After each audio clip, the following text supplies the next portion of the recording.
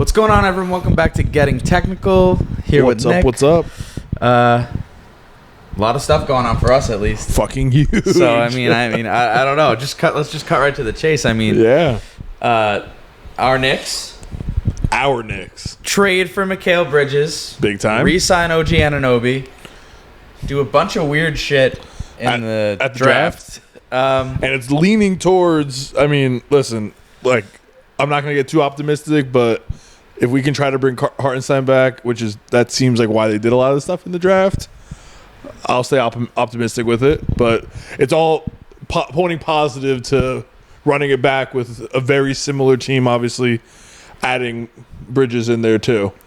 Yeah, I mean, it's definitely the most exciting. The most excited I've ever been for a Knicks team. Of course. We've rooted for. Yeah. I mean, last year was a lot of fun. Injuries held them back from, potentially doing what we think they could have done. Yeah, we are already top 5 team in the NBA right now. Yeah, and then, I think that there was so much talk for all these years about the Knicks saving up for the superstar, all this stuff, and things changed. They ended up having they have this whole team now. It's like they've got all these great players. They have a lot of all-star level guys or tier right below the all-star. Yeah. They have the chemistry of the Villanova guys. Yeah. And Jalen Brunson, kind of like we thought last year, we were like, all right, he's a top 30 guy. Mm-hmm. This year, he's like, you cannot argue he's a top 12 guy. Yeah, no, I think he's. I think he's comfortably top 12. Most people would probably say he's top 10 if you look at all these lists coming out. Yeah, no, the I Ringer think, had him at 6. I think he's cracked the top 10. Yeah. I feel like after the season, you got to kind of take the legacy picks. Like, I think I've talked about it enough. Steph, LeBron, Kawhi, KD, all those guys. We put them in the top 10 because we don't know what to do with them. But I think if we're getting serious on who's a real deal top 10 player, I think Brunson's in there. Is he over? Which one of those 4 guys is he over? I'm not sure. It's still kind of up for debate, but I think he's in the top 10, if not definitely in the top 12, hovering right outside of it. Yeah, and I just think with Jalen Brunson being a top 10 player, you don't have that much time to waste, right? You have him on a great contract. Yep. You have Dante. You have Josh Hart. All these guys on good contracts. Mm-hmm. You have the ability to re-sign OG. You still have Randall under contract. Yeah, we don't know what exactly they're going to do with that. Yep. But they have him. They have Deuce on the great contract. Who knows if he gets added into that Mikal Bridges trade to help with the tiers and stuff? Is it tiers or what is the thing called? So it's the luxury tax aprons. I think they're good now after what they did with the draft. I think. Yeah, no, I think we're good. I think the only thing that would push us into the second tier, the second apron, would be signing Hartenstein. That would require him to re-sign with us. Yeah. So I think that's the only thing that would be will put us in jeopardy of that. But the one thing I do think that you did mention is that big game hunting that the Knicks did, and I think we realized that there was really no clear answer. I know I kept making jokes, and to much Julian's demise, I wanted to I kept saying Devin Booker was an option. I kept saying maybe Giannis. I even thought in the back of my head Giannis with the situation with your favorite team, the Milwaukee Bucks. I just like the shirt. Which is insane. It's comfortable. It's still insane. Comfortable and it's looks good. Shout out to Abercrombie. Sponsor me. Listen, you guys shit on me about talking all that stuff about the Celtics during the finals. I wear a Bucks shirt. I'll never wear another team on my chest. All right. Besides the Orlando Magic, shout out Carlos Arroyo. And New Orleans Pelicans for my boy so Jose the Alvarado. Pelicans, the Magic, and the Bucks are about the same relevance to the Knicks, all of them. Honestly, the Magic are probably going to be bigger rivals to the Knicks in the next few years. It's the Puerto Rico thing. As long as they're Puerto Rican, it's Team New York. Oh my god! But regardless, the big game hunting that we were doing, the trying to see, hey, can we get Luka, all that kind of stuff. I think we've realized that it's not. Those names weren't coming, or it's not that they weren't coming to New York. It's just that the situation that they got into, they might not leave, and we can't bank on that. And I think another big thing, which, like I said, Jules is not here, but having the Suns kind of blow up the way they did, and the end of almost that super team era, I think says something about why the Knicks are leaning so much on team chemistry. Because not for nothing, the Suns team that Kevin Durant, Bradley Beal, and Devin Booker, that team on paper, like, has the pieces to win a championship. But you can tell from jump last year, that team did not mesh well. Like, besides their depth being crappy, like, it just didn't seem to work with the three of them. Yeah. Even when the three of them were on the court, which was it seemed very few and far between, like, it didn't even really seem to work that well, which I think that's why the Knicks, although, listen, like, I'm sure if you can add a guy like Giannis, a guy like Luka, a guy like say a Booker, you would hope that they would mesh well into the team, but you can't bank on that. So I think kind of doubling down and signing a guy and trading for a guy like Bridges, who we know is going to fit that team perfectly, is basically just like literally just running back that Villanova national championship team. I think it goes a long extra pieces. Yeah, with a few extra pieces. I think that's why the Knicks position themselves that way, because I think that the chemistry, I know everybody's making the jokes about friendship, it really does mean a lot when it comes to keeping a team, 100%. keeping together. I think first off, like when you look at like you're saying, like let me try and think about how I want to say this.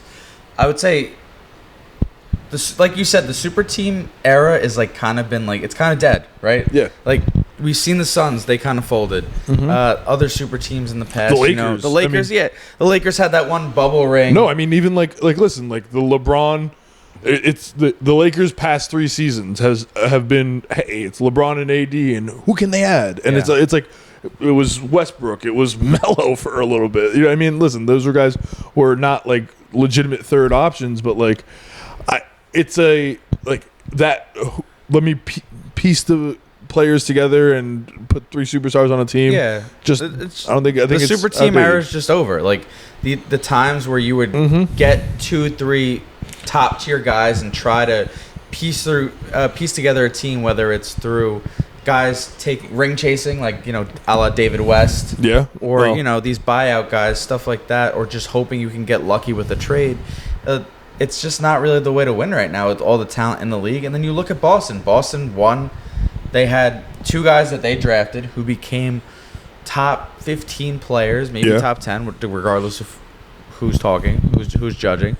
But, you know, they went and they got a guy like Derek White, who's a great role player.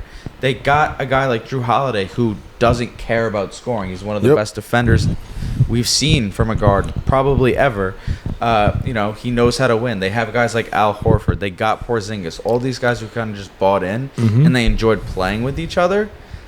And then you look at the Knicks, they kind of did the same thing, where the Knicks were like, all right, like, we have Jalen Brunson. He's a star. Yeah. Julius Randle, say what you want about him. He is a multi-time All-Star, All-NBA player. He's a fringe-level All-NBA player. Yeah. Like, I mean, he is what he is. We have 2 of them. I mean, listen, I think Jalen Brunson's, like, top 10 player. I think, like, that's...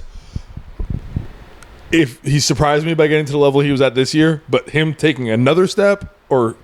like, would surprise me as well. But I think I can comfortably say that with healthy Brunson, healthy Julius, they're both kind of at that all-star, for sure, an all-star in the East, and then potentially a like fringe all-NBA team kind of guy. And sure.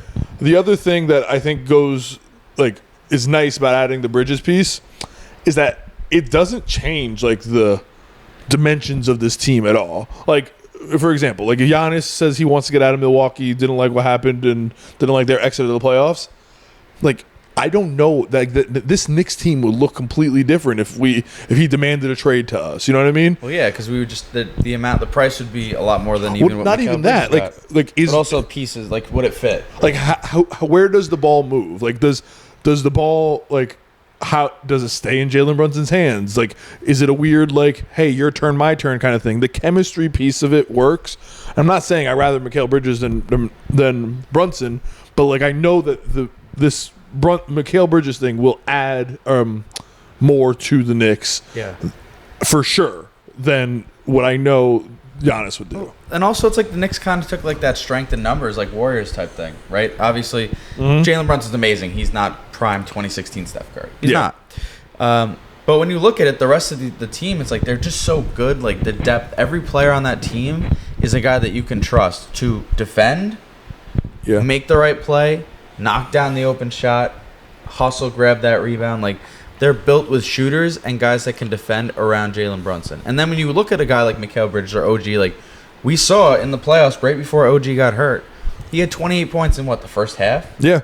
He's a guy who can score when he needs to. 100%. Mikal Bridges is a tier above him in scoring. But then it's like, okay, you have Julius Randle who could shoot. He's a great rebounder. He's a good passer. He's an underrated passer. Yeah, dude, he's a guy who can get a bucket. Like, they have a lot of guys who can just get a bucket when they need to. And then they have that, the head of the snake and Jalen Brunson. I've said it, like, in kind of vain, so, like, I'm taking a shot at him, but like in a positive way. But he's tall Westbrook. He's maddening because like he'll like dribble into three guys and scream when somebody isn't in the right spot for a kick out shot, like on a kick out three. But like it's like he's a triple double machine. Yeah. Julius Randle. And that's like you could look at the bench. It's like Josh Hart, Dante DiVincenzo, Miles McBride. Those are three guys that were getting heavy rotation minutes in a team that almost made the East Finals. Yeah, 100%. And now it's like they're strictly on the bench, and they don't have, and the pressu's not on them. And I think that that's a big piece of it too. And I think the depth of it all is the biggest get for the Knicks, because obviously being healthy is going to be the biggest thing. And I think that our rotation goes 8. I mean, you can argue 9 deep. I mean, obviously depending on what happens with Hartenstein, but. If Precious is on the team, stuff like that. I mean, but so like a couple things and Mitch, too. We got to. There's a lot of things still to be that are up in the air. Don't talk to me about Mitch, because I am back on Team Mitch. Like I'm saying, like we don't know if he's going to be on the team. Is what I'm saying. I'm like I think it's higher chance that we keep Mitch and that we lose Hartenstein, and I think that Knicks fans got to start being okay with Mitch, because Mitch was an anchor of our defense and all defensive type player. And then he got hurt 3 or 4 weeks into the season and rushed back to get to the playoffs. And him hobbling around on one leg in the playoffs is what we remember him as. But the other thing is, I see some hate about the trade. And the two things I'm hearing is, one, how many picks we gave up. And like how it's a lot of picks. And listen, 5 first-round picks, or 4 unprotected, and then the protected and the pick swaps. It ends up being 5. I do think we're in a new era of the NBA where that's just how it happens. I forget what they said, year they said it was on the Bill Simmons podcast, or I forget one of the podcasts I listened to. They said that this is one of the first, this is only one of the third times this has happened, and before 10 years ago, draft picks, that number of draft picks were never included in a trade since the 70s, and that was when there was multiple rounds to the NBA draft versus just the 2 that we have now. So we're in uncharted territory. So for people to say, oh, that's historically a lot of picks, 5 draft picks could be a lot, but who know, the history writes itself. So we don't know what's going to happen, and I'm not scared of losing a lot of those picks, specifically the way the Knicks have stockpiled a lot of them. Yeah. No, I think that it's just a risk you have to take, right? All the guys who have gone for these picks, some of them have turned out bad, right? Yeah. The trades don't look great, but in theory, if the Knicks are who they think we are, and it's they're young, that was why I was happy they went for Mikal, right? Paul George, do I love Paul George as a player? Yes, but he's 35. Is that old? I think he's 34, 35. But still, you're right. He's older and he's got the injury history. He's on the decline, yeah. The Knicks traded for Mikal Bridges, who has not missed a game since high school. Yes. Look, and you saw the jokes are Tibbs is this is the perfect match for Tibbs. Can he actually the final boss? Yeah, for the final Bridges. boss for Mikal Bridges, Tibbs. But that's the kind of guy they need. They need someone who's reliable. They need someone who fits with the team chemistry, which he does more than anyone they could have possibly gotten. He can knock down threes at a high clip. He can create a shot when he needs to. He can defend multiple positions at a high level. Mikal Bridges was the perfect fit. Unfortunately, because it was the Nets, they had to overpay. But it's I'm pretty sure that's kind of Jalen Brunson right now has the keys, and I think that was the move he wanted them to make. But and I think that has something to do with it. I think Jalen Brunson was probably dude, we want to play with Mikal. Yeah, and at some point it's all right, we're this is what LeBron does all the time. We'll talk about that in a little bit, but it's just the way it is. It's the way it goes, and it's you can't really hate it because Mikal is he's a perfect fit for the Knicks. Yeah, 100%. I think that it was The only thing about it is the price is high. So like is it a no-brainer for both teams? Yes. And I think that for the Knicks, getting the chemistry piece, getting a versatile wing defender, and to match up a team like a team against Boston or those teams in the that are out there, is huge for us. But at the same time, it's a no-brainer for the Nets to take all those first-round draft picks from us. 100%. And as a Knicks fan who like the Knicks are the Nets are little bro to us, like they're never going to be New York's team. Like if this trade spearheads like the Nets' relevance, great for them. Like I'm not gonna sit there like they were talking about as a miserable Knicks fan. They should move. They should just move after this. They surrendered the city basically. I mean, they did. Like I wouldn't tell that because listen, like if this means that our draft picks turn into the Brown and Tatum of, and they get Cooper Flag next year because that. But that also is like, if I'm the, I was looking at it, I'm like, what? Because the Nets and Knicks trade came out before the Rockets news. Well, and in my head I was like, wait, why would they just tank if Houston has their pick because Cooper Flag's in that draft and Cooper Flag is insane. What reports are saying is that happened. It was in place first, right? Yeah, exactly, because they based essentially the Nets went to the Rockets saying, hey, trade us back our pick. If you don't trade us back our pick, we're going to keep Mikal Bridges, try to build around him, and that 2025 pick is going to be crappy. Like that's going to be. They were saying they would trade for Trae Young. You know, be the 7 seed for like the next 3 years. Be the Chicago Bulls. Basically, that's what they would have been. The Bulls doubled down on that every year, though. Yeah, literally, the Bulls love finishing with 42 wins. But I think that's part of the reason. And listen, kudos to the Nets. That's one of the first moves I've seen the Nets make that I'm like, oh shit, like dope. Obviously, like. In the moment, the KD and the Kyrie stuff was like that, but I kudos to the Nets for that. To wrap up the Knicks stuff, the last thing I can't stand, and I saw you listening to the video beforehand, but I forget who it was and what video or podcast it was, but people were chirping us saying that like, oh, we're just doing this to build a team to beat the Celtics. Let me tell you something. Last year, the darlings of the NBA playoffs were the Minnesota Timberwolves. Everybody was like, hey, Minnesota, Ant Edwards, he's came up, shit the bed in the Western Conference Finals, but they had arrived. They did their version of the Mikal Bridges trade with the Rudy Gobert trade. Mm-hmm. They leveraged their future, leveraged a lot of draft picks, and went all in to be able to game plan against one specific foe. And that one specific foe was the Nuggets. And their biggest hurdle to jump in the Western Conference. And listen, they did. And in my opinion, even though they shit the bed in the Western Conference Finals, like the Nuggets getting back, I mean the Timberwolves getting back there, I still like their chances. Like their team is still built to beat the Nuggets. You can tell me next year, and Luka obviously had a great postseason and did his thing, but you could tell me that the Mavericks don't get there, they missed the playoffs. Like I could believe 6 things you say about the Mavericks. So I think that the Knicks building around a team around to match up well against the Celtics only is going to position us well, and I think that like that's what the league should be. You know what I mean? We should try to beat the best team, and us game planning and loading up on athletic wings to be able to match up against a team like Boston, which honestly, athletic wings match up against every team in the league besides maybe like a Jokic and an Embiid, but still, I mean, like OG held his own against Embiid. I think it's a really good strategy for the Knicks to have. With everything you just said, I mean, the thing is, it's like the reason why, like people are like talking about, oh, they were just beat to vote the Nuggets, and then look what happened when they played the Timberwolves. But it's like they should have been in that series a lot closer than it was. It wasn't.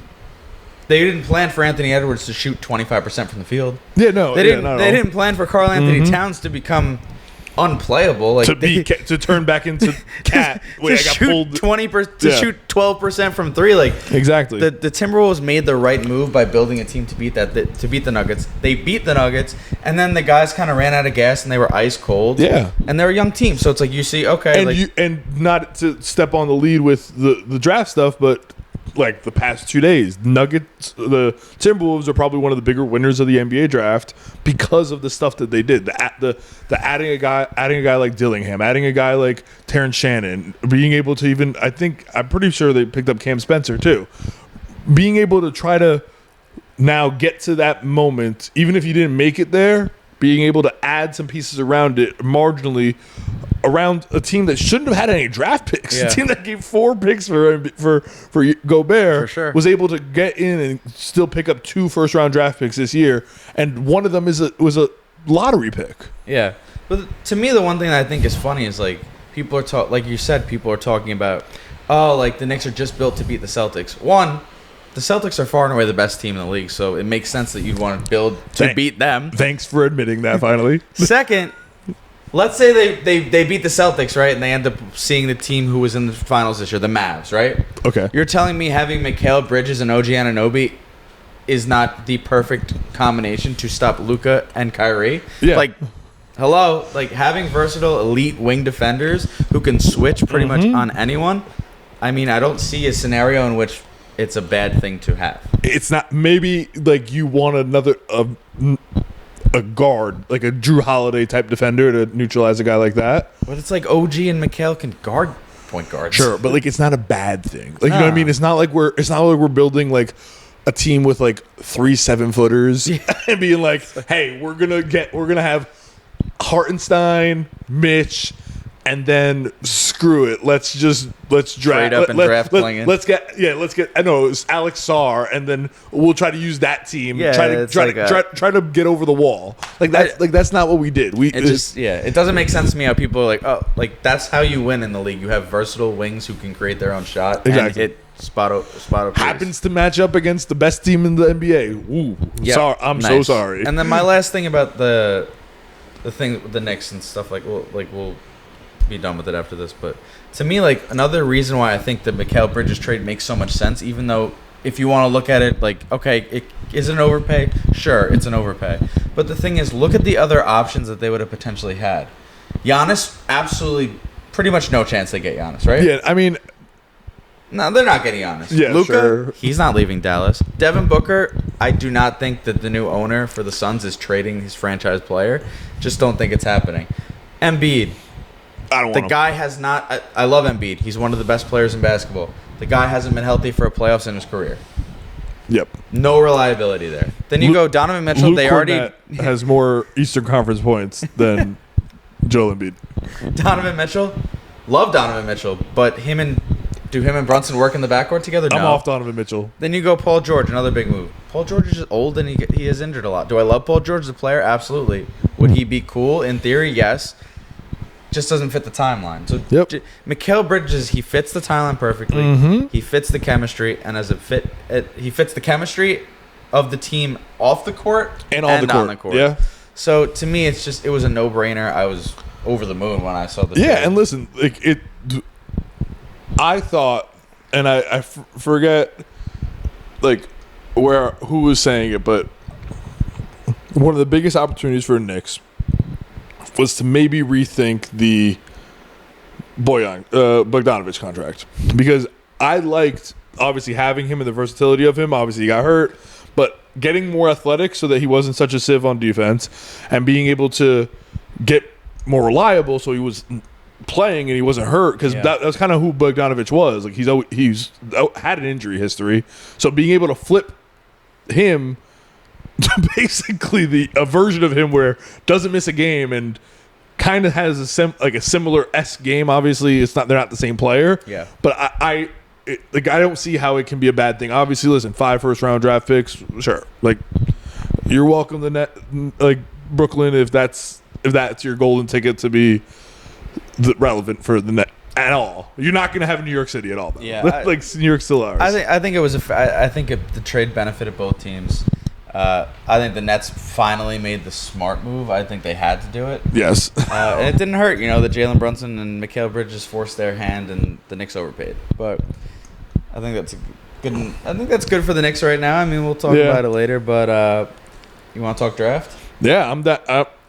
How locked in were you for this draft? I was not locked in at all. I was at the Subway Series last night. That's that. And I was torrentially downpouring. But just so you have an idea, I was living and dying with every Woj bomb that the Knicks were trading back.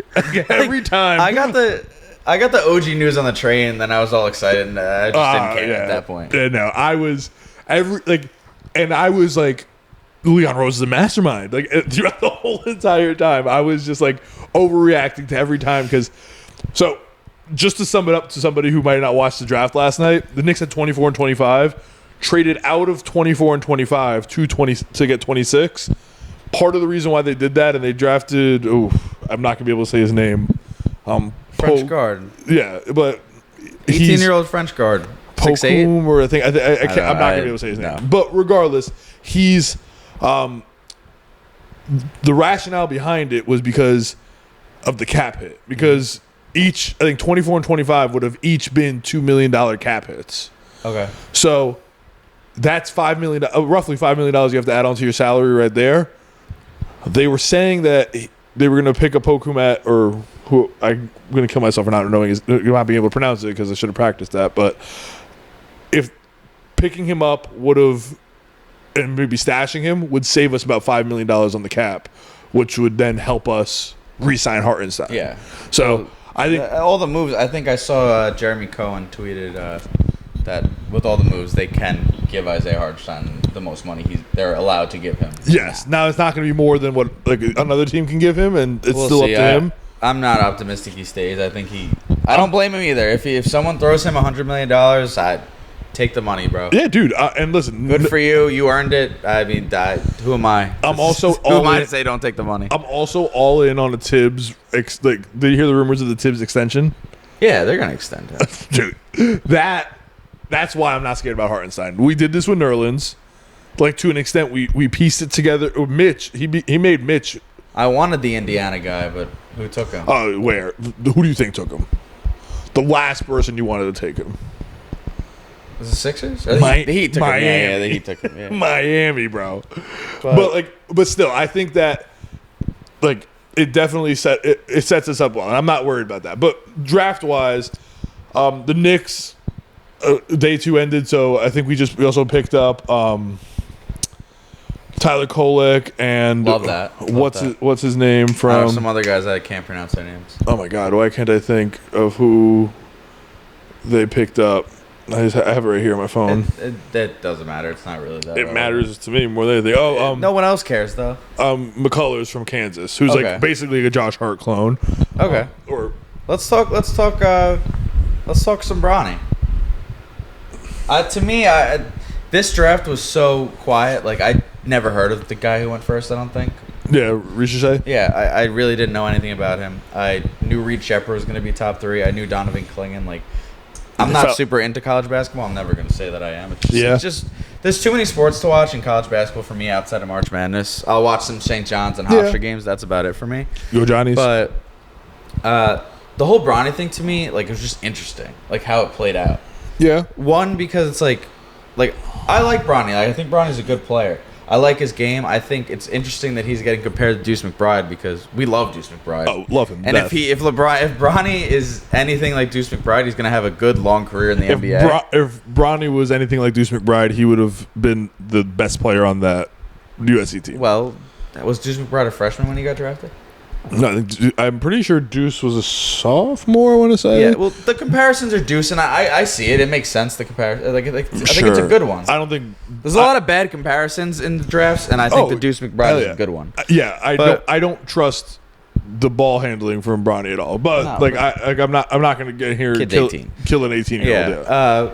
But I think the thing that was so weird to me was the whole narrative was, I feel like Bronny was trying so hard to, have it not be about him and his dad. Yeah. If you watched his interviews and he was I don't see why a team would draft me because of my dad. And then it's today, the day of the draft, everyone's all focused on day 2. Who's taking Bronny? Who's taking Bronny? Is he falling to the Lakers? Is someone going to grab him, try and stash him? They were saying Bill Simmons was suggesting the Celtics should do. I think Tim Legler said the same thing for some team. Yeah. But then it was the report comes out. Bob Myers is telling everyone on ESPN that this big news. That Rich Paul is telling people if you draft Bronny, he's going to play in Australia. He's going to play overseas, something like that. And then he gets picked by the Lakers at 55, and then it's stuff like that, like those reports, I don't know if it's true. We'll never know. Yeah, I mean, but it just like it makes you feel bad for Bronny. It's like at the end of the day, like he is still putting in all this work to get to the next level, to get drafted. Does it help that his dad's LeBron James? Absolutely. But also it's like if the Lakers want to draft him, draft him. But why are you telling teams that like if they draft him, he's not going to play for you? It's like he's not that caliber of a player where he can be doing that. And it's kind of like just goes where Bronny's in these interviews talking about, I don't think a team would draft me just because of my dad, all these things like that. And then Rich Paul is apparently going around telling people, you better not draft him. The Lakers are taking him. It's just a weird look for Bronny. It's just kind of like unfortunate for him.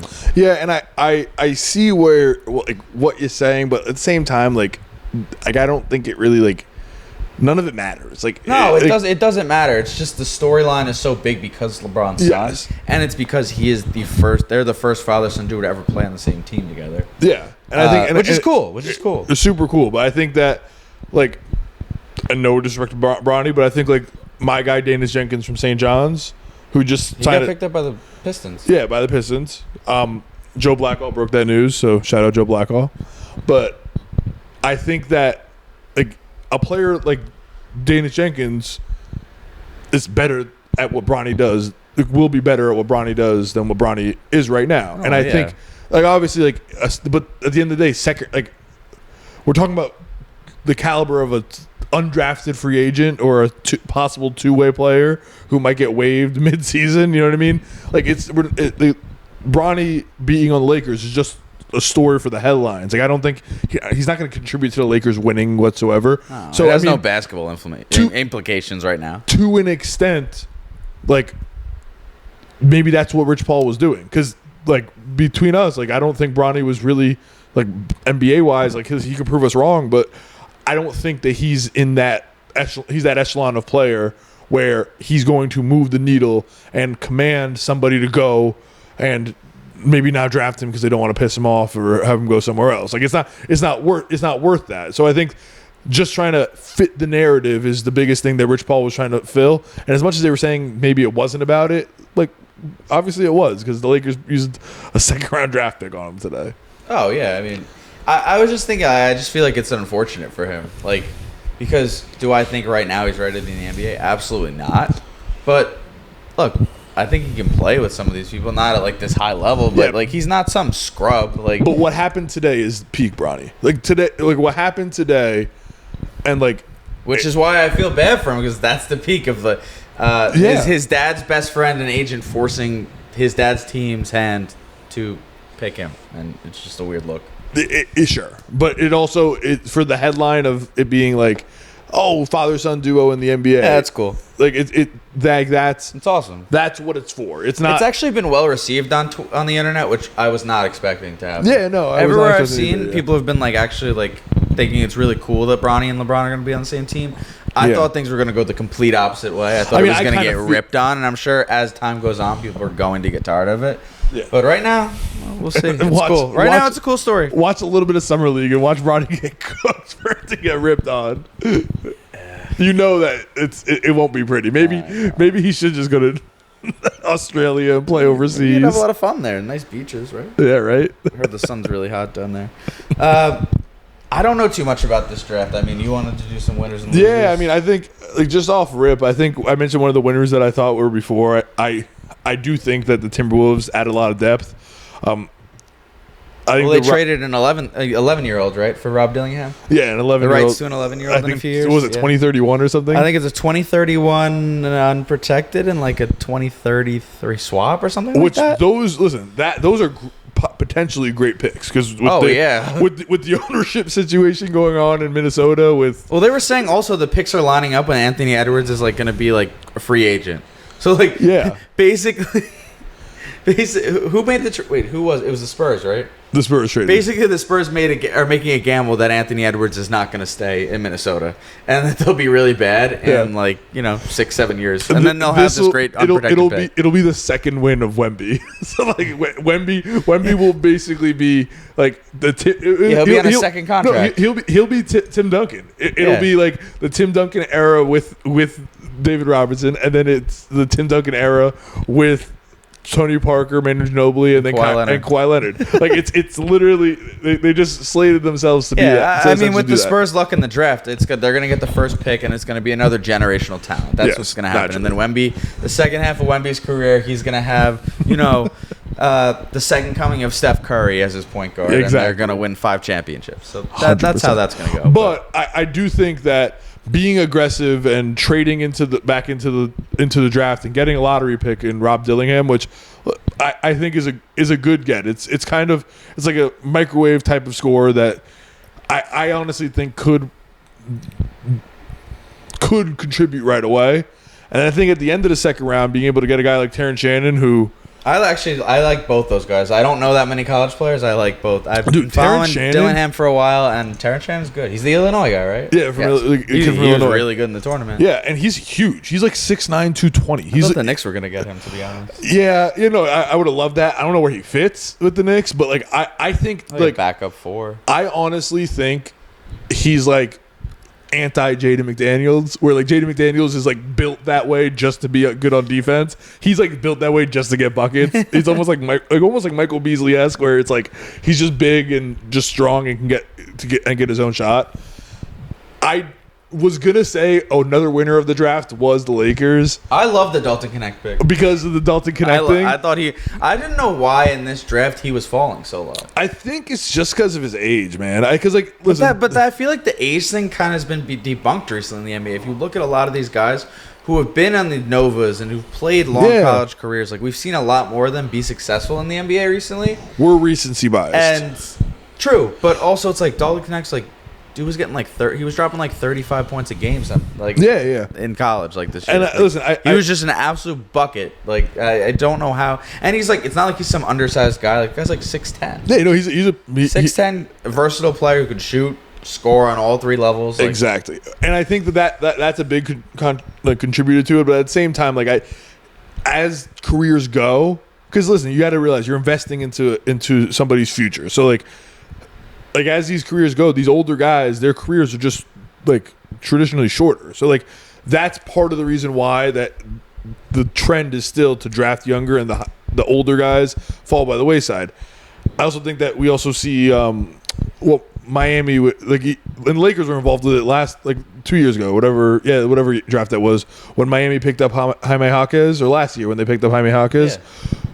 They picked Hood Schifino instead of him. Now, Hood Schifino is a long-term project point guard who still could be a very good point guard for the Lakers, but like if they picked up Jaquez, that would have been a contributor to a championship caliber team. Yeah, to a team that was hoping to make a playoff run. And that's why I like the move too, especially especially when you're picking in these mid-teens, late into early 20s. Like that's the time. That's the perfect time to take a guy who. Look, does he have the crazy potential of these young guys who, are 18 if he's 23? No. Yeah, exactly. But also, he can help you win immediately. These guys can fit. They could be great defenders right away. They can be great shooters right away. They can help contribute to winning basketball, which is why I don't know why they've kind of just been slept on. And I think it's why a lot of guys like Jaime Jaquez, Jalen Brunson, all these guys, they're starting to kind of be like, oh, these guys are really good. Josh Hart, a lot of the Nova guys, None of them were lottery picks, and here we are, and all of them are like great players. That we need some more St. John's guys like that. That's what we need. Now, I think they flew under the radar, but I think they got some depth, and I think that with, oh my God, why can't I think of his name? The kid from Freeport, Dunn. Is it Ryan Dunn or regardless? Is that, Justin Dunn's brother from Virginia? It's Ryan Dunn. Is he right? I don't think he's Justin Dunn's brother. He's Justin Dunn's brother. Is he from Virginia? Yeah. Yeah, he's Justin Dunn's brother, former Mets prospect. Oh yeah. Shout the out. kid who played for UConn, right? Yep. A pitcher from UConn. Oh, I remember him. Oh yeah. He was in the Diaz trade. I think he's in the Reds now. I think he's with the Reds now. Yeah, that makes sense. But nonetheless, I think that being able to pick up some depth and just not really without the assets that you had, because the Suns as well, being able to trade back a little bit. I think obviously this is a little bit draft crazy, but they traded out of the second pick, and the Nuggets traded up and being able to get some extra draft picks from there. I think they also picked up Oso from Marquette, which is a decent center that they could have gotten. But still, I mean, I think that being able to add some more bench depth was, I think, was really a big thing with them. And I think the way that people are talking about Ryan Dunn's defense is like as if he's like grading as one of the best defenders that some NBA scouts have almost ever seen.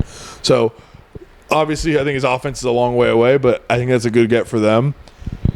I think one of the bigger losers, if I had to like just pick, was just the Hawks. I was gonna say that. Just like, and I hate saying this. I almost feel bad for Hawks fans. Like, you get this number 1 pick, you jump up, and it's just like the most boring lottery I've ever seen. Like, these guys are like, there was like 3 French guys picked in the top like 20. And listen, great for the French. Like this, France is also a winner of the draft. Yeah, France is. Yeah, they're the biggest winner of the draft. But so many people were I've never even heard of this guy. Yeah, and I mean, and I think everyone thought it was going to be like Alex Sarr. Then there was like rumblings that Donovan Clingan would move up. Yeah, some people even said Reed Shepherd. I think Kevin O'Connor had Reed Shepherd at the top of his board. He did it for a little bit, but which was like it was just an underwhelming draft. It just didn't fit well with the Hawks, though. If the Hawks traded out of it, but I don't think they were getting enough. It's tough because like I think that being the pressure being the first overall pick can get to you, and I think that. It's better. Like weirdly enough, it's better for Alex Sarr to be the number 2 pick in Washington than be the number 1 pick to Atlanta, and it doesn't have anything to do with the situation besides just the pressure that's put onto them.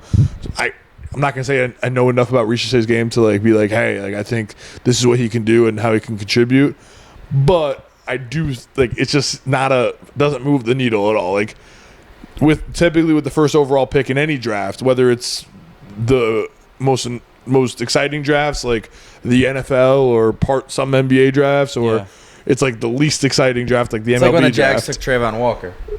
Okay, don't do that. Let's still go Dogs. I mean, fuck the Jags, but it's go Dogs. I mean, bro, the boring first overall pick. Sure, but wait, is it Risha? It's Zachary Rishache. Yeah. Do you think that in an average draft, Risha would be a top 10 pick? Outside the top 10. Like that's what it comes down to. Yeah, it's no, like, and like the Hawks. That's why I thought they were going to go Donovan Clingan. I thought they were going to move off of Capella, and I thought they were going to keep Trey and DeJounte, and I thought they were going to have Donovan Clingan, who at least Donovan Clingan is an elite rim protector. Yep, he can move without the ball. He's smart. He's a smart player. You know, he comes from a good program, and around the rim with the pick and roll with him and Trey would have been fun to watch. Yeah, and now you're kind of like you take what you're saying. It's like, okay, like this guy has potential to be a really good 3-and-D wing. Yeah. His best case scenario, he becomes a guy like Mikal Bridges. I don't know. Is that a good comp? Like a long, skinny guy who shoots threes? Yeah, but at the same time, like if he's enough of a. There were people also saying that. So not last year, the year before, he shot, I believe, wherever he was. Was he in France? Yeah. He shot 32% from 3. Last year, he started off like the first 32 games or something like that, shooting 48%, and then he went back down to like 27% to end the season. So people were saying he just had like a little bit of a hot streak, and he's really not this great shooter that, the Hawks are hoping he is. There's going to be risks with drafting overall. I think you can say the same thing about Alex Sarr. Like Alex Sarr, like throughout his whole career, he was like dipping down. Like he went, I think he went from New Zealand. Oh, I forgot the order. He went from New Zealand to overtime elite, and everyone's like, "Why did he do that?" Because in New Zealand, you're playing with grown men, and then you're going to overtime elite, where it's like it's a brand new league. Has overtime elite produced any? Yeah, the SR. I mean, not Jalen Green. Is he like the best player to come out of overtime? Yeah, I mean, essentially, yeah. The SR twins, the Thompson twins. I mean, they haven't done much. You don't watch enough League Pass. That's the bricklayers. That's all I know. That's all I need to know. I do think that like there's some questions about competitiveness with Alex R. And you can poke holes in all those guys. Yeah. I think Reed Shepherd is too small. Another big loser is in this past draft is whatever the hell's going on with the Portland front court, and I think that DeAndre Ayton and They're trying to move Rob Williams. Is it Rob Williams or DeAndre Ayton? I think I saw reports say they're trying to move Rob Williams. Why would you not want to move Rob Williams? The guy doesn't play. Neither DeAndre Ayton plays, and he's a cancer to the team. Yeah, that's what I'm saying. I think he makes $35 million a year. Yeah, I think that they're gonna move off. I think they're gonna move off Rob Williams. I think they're gonna try to move off of DeAndre Ayton, and I think it's still a good pick. Losers, sure, their front court's a mess, but getting Donovan Clingan where they got him in this draft, I think agree. It's a win. You never know. Him and Scoot could be a nice two-man game. Listen, people sleep on Scoot. I mean, I like Scoot. I think he'll be fine. I'm rooting for him because it was a lot of hype for it to just die out the way it did. But I mean, listen, not a great NBA draft. No. The only thing I'm hoping is that the next 2 weeks, the NBA carries us for the next 2 weeks because we know how it works. It's going to be football season before you know it, and what happened? Me screaming about Knicks summer league in the group chat is not going to hit the same because there's minicamp going on and I keep refreshing Twitter to see if there's anything like any moves. Nothing's happened since we started the pod. Yeah, but I mean, I don't think anything's like. I want to see some Knicks news. I want to see. I would like to know what's going on with Hartenstein soon, but yeah, I mean, I think Sunday. I think Sunday is like a deadline or the last day. The Knicks are it's always around 4th of July that everything. Oh yeah, it's every year. I mean, this is the famous Hamptons trip with KD was around this time. So, like I said, next week, hopefully this time next week, we'll have some news that we can try to unravel and see. Maybe somebody you don't expect to move is going to get moved. Yeah. Cool. Good.